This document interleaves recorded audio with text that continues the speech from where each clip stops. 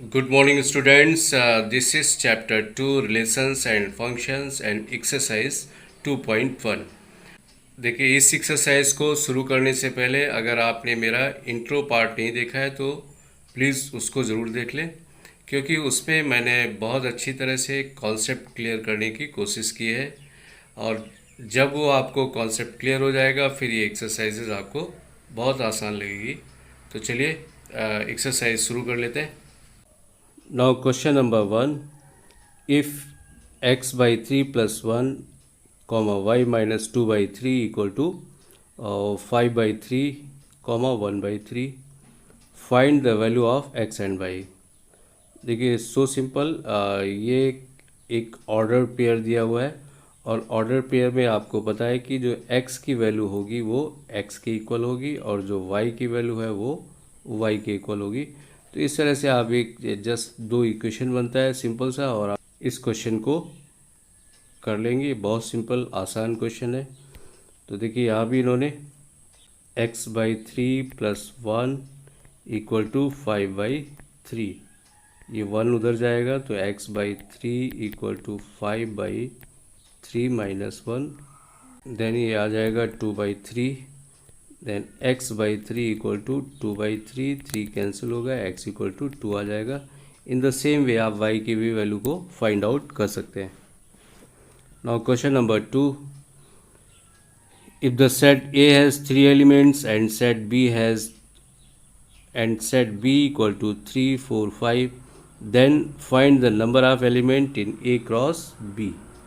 देखिए A cross B में number of element कितने होंगे, तो A में 3 एलिमेंट है तो 3 इंटू 3, A क्रॉस B में जो आपको एलिमेंट होंगे A क्रॉस B में जितने एलिमेंट होंगे 3, और B सेट में भी 3 एलिमेंट है तो 3 क्रॉस 3, जो आपका A क्रॉस B का कार्टेशियन प्रोडक्ट आएगा उसमें 9 एलिमेंट्स होंगे।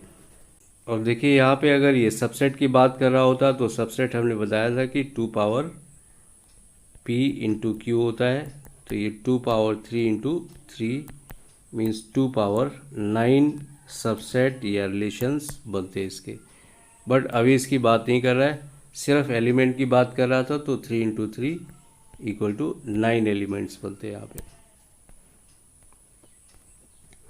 नाउ क्वेश्चन नंबर 3, सेट जी के अंदर 2 एलिमेंट है 7 और 8 एंड सेट एच के अंदर 5, 4, 2, find G cross H and H cross G. ये कॉन्सेप्ट भी बहुत सिंपल है। इसमें देखिए दो सेट, जैसे एक जी हो गया और एक ये एच हो गया, ये हमारा सेट हो गया जी और ये हो गया एच। जी के अंदर कितना है 7 और 8 है, और एच के अंदर आपका है 5, 4, 2, 3 एलिमेंट्स है। तो कार्टेशियन प्रोडक्ट में क्या करना है, जब हमें जी क्रॉस एच निकालना है तो पहले जी का एक एलिमेंट लेंगे और एच वाले एलिमेंट्स से हर एक के साथ उसको, तो 7, 5 एक पेयर बनेगा, ऑर्डर पेयर बनेगा 7, 5 का, 7, 4 का, 7, 2 का। इसके बाद 8 का बनाएंगे, 8 का बनाएंगे तो ये 8, 5, 8, 4 और 8, 2, इस तरह से ये ऑर्डर पेयर आपके बन जाएंगे।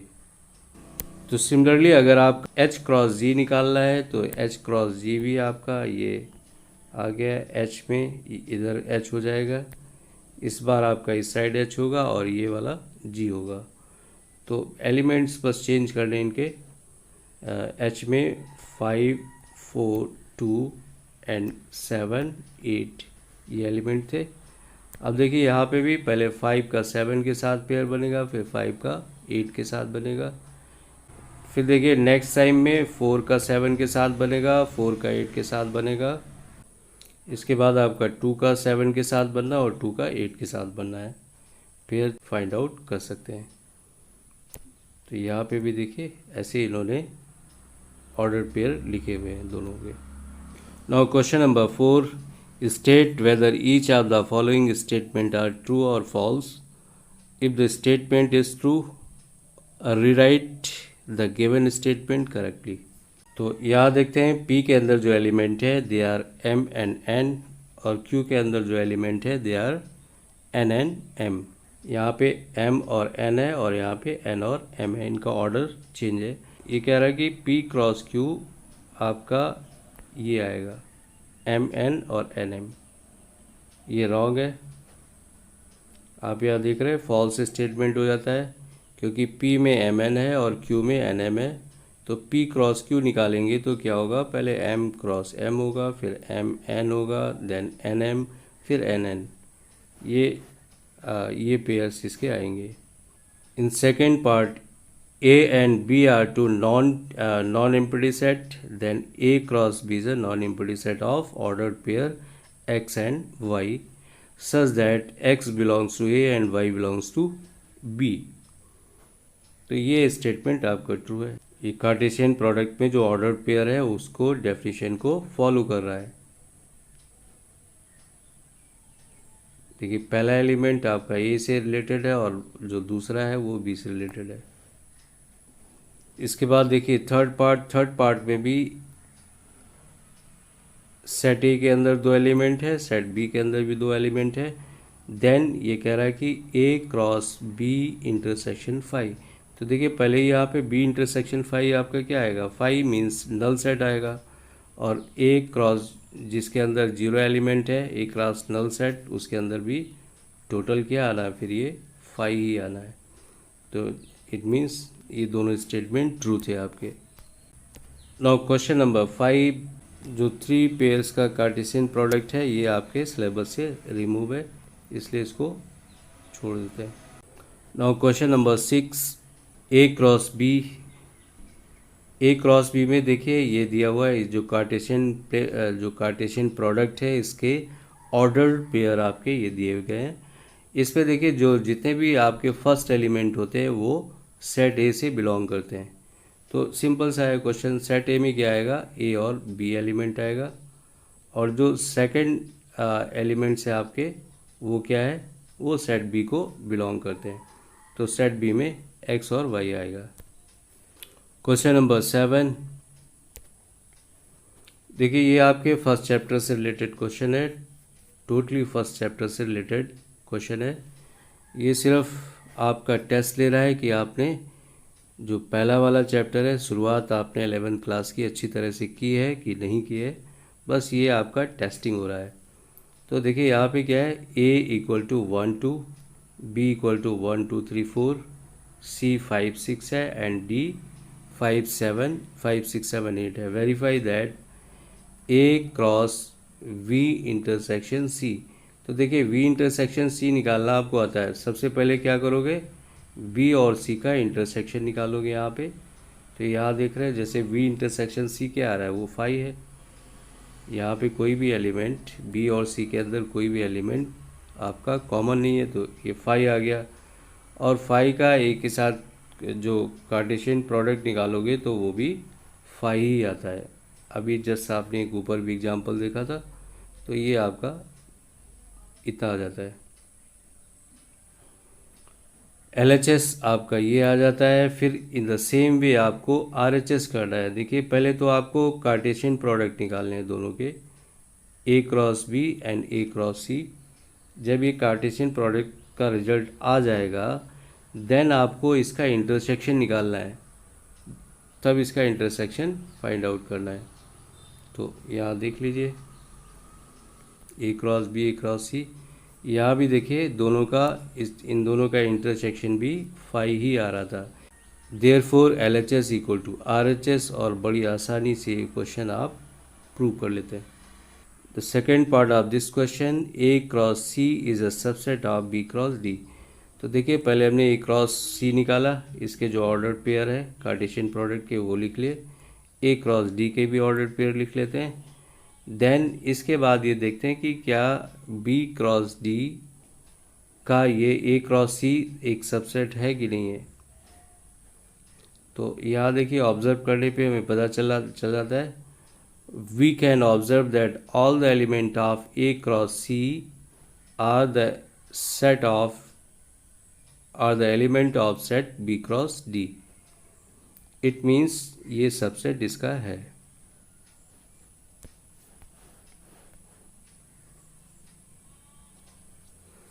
Now question number 8, let set A के अंदर 1 2 एलिमेंट है, बी के अंदर 3 4 है, write A cross B, how many subset will A cross B have, list them. तो इसमें बताना है, सीधा बहुत सिंपल सा क्वेश्चन है, A cross B how many subset, इसके अंदर कितने सबसेट आएंगे।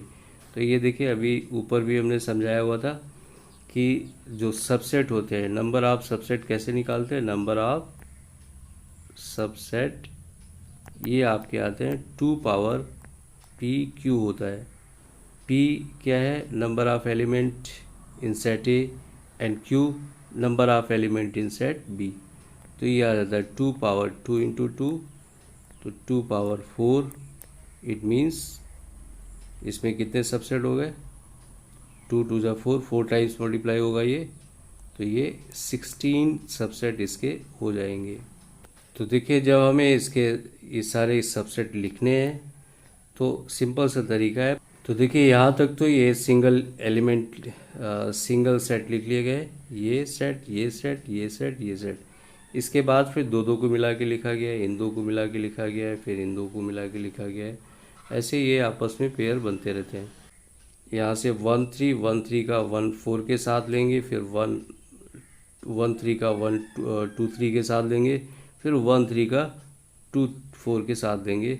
इन द सेम वे इसका इसके साथ होगा, फिर इसका इसके साथ होगा, और ये चलता रहता है।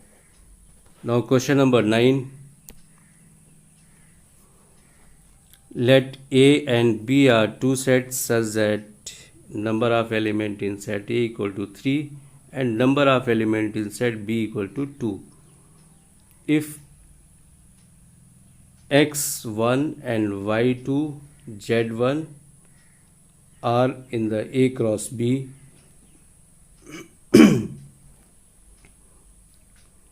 if x1 y2 z1 are in A cross B, then find A and B where x y z are distinct elements। तो देखिए यहाँ पे given that number of element in set ए दिया हुआ है और सेट बी के अंदर दिया हुआ है, और ये आपका ए क्रॉस बी में दिए हुए एलिमेंट्स। तो देखिए हमें पता है कि जो सेट ए के अंदर जितने भी फर्स्ट एलिमेंट आते हैं ऑर्डर्ड पेयर के, वो सारे के सारे सेट ए में आते हैं, और जितने सेकंड एलिमेंट होते हैं वो सब सेट बी के अंदर आ जाते हैं। तो x y z are the element of set A. देखिए जो फर्स्ट एलिमेंट है एक्स वाई जेड, ये तो आपके एलिमेंट हो जाते हैं सेट ए के अंदर, and 1 2 are the element of set B. सिर्फ जो 1 और 2 एलिमेंट है, यहाँ पे 1 रिपीट हो रहा, तो 1 2 एलिमेंट जेड सेट बी के अंदर आते हैं। तो number of element in set ए 3 और ये 2 आ जाता है। It is clear that set A के अंदर एलिमेंट और सेट बी के अंदर दोनों एलिमेंट आपको मिल जाते हैं। Question number 10, Cartesian product A cross A has 9 element among which are found -1 0 0 1। Find the set A and the remaining element of A cross A. एक तो देखिए सेट ए निकालना है, और जो रिमेनिंग एलिमेंट है सेट उसके ए क्रॉस ए के जो रिमेनिंग एलिमेंट्स हैं उनको भी आपको फाइंड आउट करना है। तो देखिए यहाँ पे number of element in set A equal to P assume कर लेते हैं इसको, और number of element in set B equal to Q assume कर लिया। Then n A cross B equal to क्या होगा, अभी आपको बताया था कि किसी कार्टेशियन प्रोडक्ट में जो नंबर ऑफ उसके जो पेयर्स होते हैं वो कितने आते हैं, ऑर्डर्ड पेयर कितने आते हैं, वो पी क्रॉस क्यू होते हैं। ऐसा क्वेश्चन आपने ऊपर भी किया अभी, जिसमें ना एक सेट ए में 3 थे, सेट बी में भी 3 थे, तो ये 9 आ गया था। इसलिए ये भी क्या है, पी इंटू क्यू हो गया। अब number of element in A cross A equal to number of element in A, तो दोनों जगह ए आ जाता है, अगर यहाँ बी होता तो बी आ जाता। बट देखिए यहाँ पे गिवन है ये एक फार्मूला बन जाता है हमारा। और यहाँ पे अब हमें वैल्यू रख देनी है। तो यहाँ पे जो नंबर ऑफ एलिमेंट दिया हुआ है 9 एलिमेंट्स दिया हुआ था। ये 9 एलिमेंट्स ए क्रॉस ए में 9 एलिमेंट्स से, तो ये वैल्यू यहाँ पे इनपुट कर देते हैं इस फार्मूले में, ये 9 आ जाता है। एन ए आपका 3 है, एन ए में 3 एलिमेंट थे और एन ए दूसरे वाले का निकालना था, ये 9 था। तो एन ए भी क्या आ जाता है 9/3 और ये 3 एलिमेंट्स ही आ जाते हैं आपके। The ordered pair -1 0 0 1 are the two of the 9 elements of A cross A. तो ये देखिए सिर्फ 2 पेयर थे, वो जो 9 एलिमेंट्स थे उसमें से सिर्फ 2 एलिमेंट्स ये रखे हुए हैं। अब देखिए जो ए हमारा सेट था उसमें 3 एलिमेंट थे, तो इससे ये बात क्लियर हो जाती है कि यहाँ पे जो एलिमेंट होंगे क्या होंगे। देखिए एक यहाँ पे -1 आ रहा है, 0 भी आ रहा है और 1 भी आ रहा है। इसका मतलब ये -1 0 और 1 ये 3 एलिमेंट्स ज़रूर होंगे।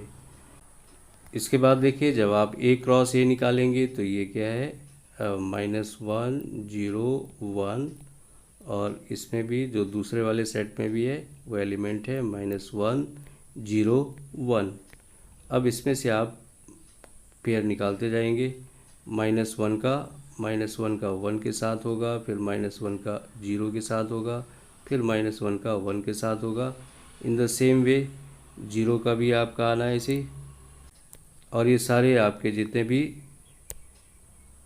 इस तरह से जितने भी आपके ये पेयर्स हैं वो निकल आते हैं। तो चलिए this was the last question of this exercise. Next exercise में आपसे फिर मिलेंगे, तब तक के लिए thank you, have a nice day.